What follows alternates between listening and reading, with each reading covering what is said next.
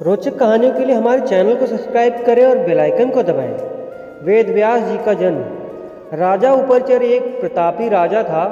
वह बड़ा धर्मात्मा और बड़ा सत्यवर्ती था।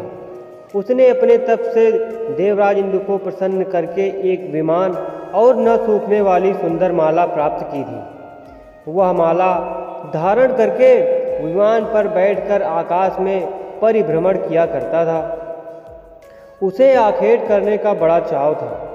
वह प्रायः वनों में आखेट करने के लिए जाया करता था। उपरचर की रानी का नाम गिरिका था। गिरिका भी बड़ी सुंदर और पवित्र हृदया थी। वह अपने पति को प्रेम करती ही थी, ईश्वर के प्रति भी आस्थालु थी। निरंतर भजन और चिंतन में लगी रहती थी। एक बार गीतिका ऋतुमती हुई। 3 दिनों के पश्चात जब वह शुद्ध हुई तो उपरचर के उसके साथ रमण करने से पूर्व ही मन में आखेट के लिए चला गया। राजा आखेट के लिए चला गया तो किंतु उसका ध्यान रानी के साथ रमण करने की ओर ही लगा रहा। दोपहर का समय था। राजा वन में एक अशोक वृक्ष के नीचे बैठा हुआ। शीतल और सुगंधित हवा चल रही थी। मृदुल स्वरों में पक्षी गान गा रहे थे। राजा का ध्यान रानी की ओर चला गया। वह रमण के संबंध में मन ही मन सोचने लगा। राजा कामोतुर हो उठा और उसका वीर स्खलित हो गया। राजा ने सोचा उसका वीर व्यर्थ नहीं जा सकता, अतः उसने अपने वीर को एक दोने में रखकर विमान में बैठे हुए बाज पक्षी को बुलाकर उसने कहा, तुम इस दोने को ले जाकर मेरी रानी को दे दो, वह अपने गर्भ में इसे धारण कर लेगी। बाज दोने को मुख में दबाकर राजा के भवन की ओर उड़ चला। वह यमुना नदी के ऊपर से उड़ता हुआ चला जा रहा था। सहसा एक दूसरे बाज की दृष्टि उस पर पड़ी। उसने सोचा यह अपने मुख में खाने की कोई वस्तु दबाए हुए है, अतः उसने उस बाज पर आक्रमण कर दिया। दोनों बाजों में घमासान युद्ध करने लगा।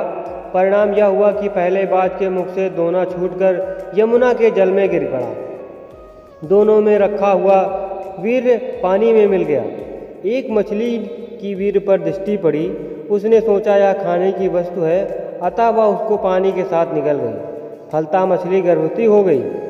दासराज नामक मल्लाह को वह मछली शिकार में मिली। जब उसने मछली को पेट को चीरा, बीचों बीच से काटा, तो उसके पेट से एक बालक और एक बालिका निकली। दासराज ने दोनों को उपरचर को भेंट कर दिया।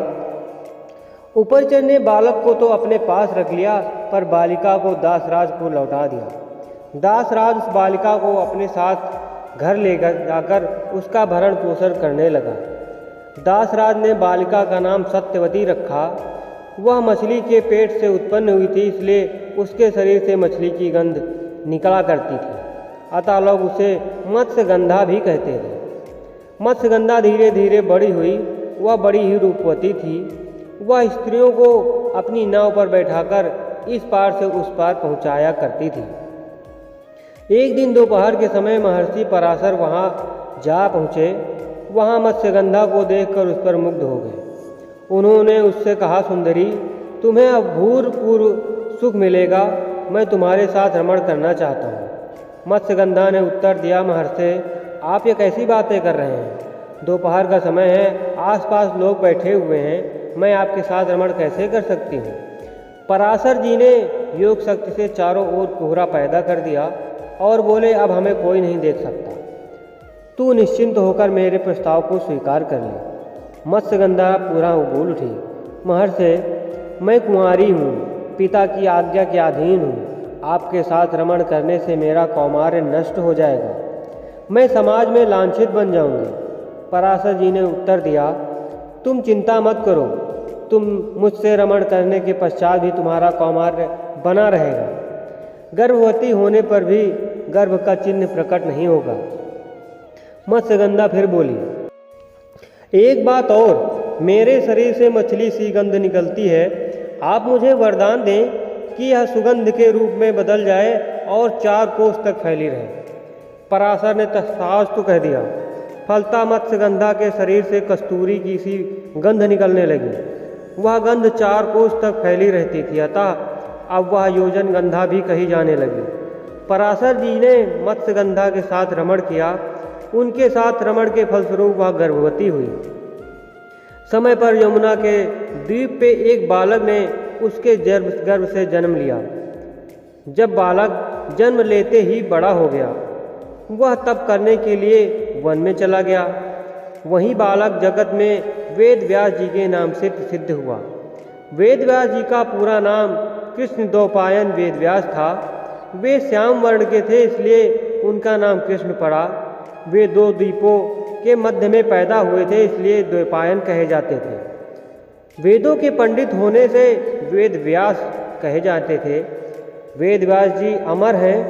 वे आज भी धरती पर विद्यमान हैं और किसी न किसी को दर्शन देकर कृतार्थ करते रहते हैं। दोस्तों, वेद व्यास जी के बारे में ये कहानी आपको कैसी लगी, हमें कमेंट करके अपने सुझाव सजेशन ज़रूर बताएं।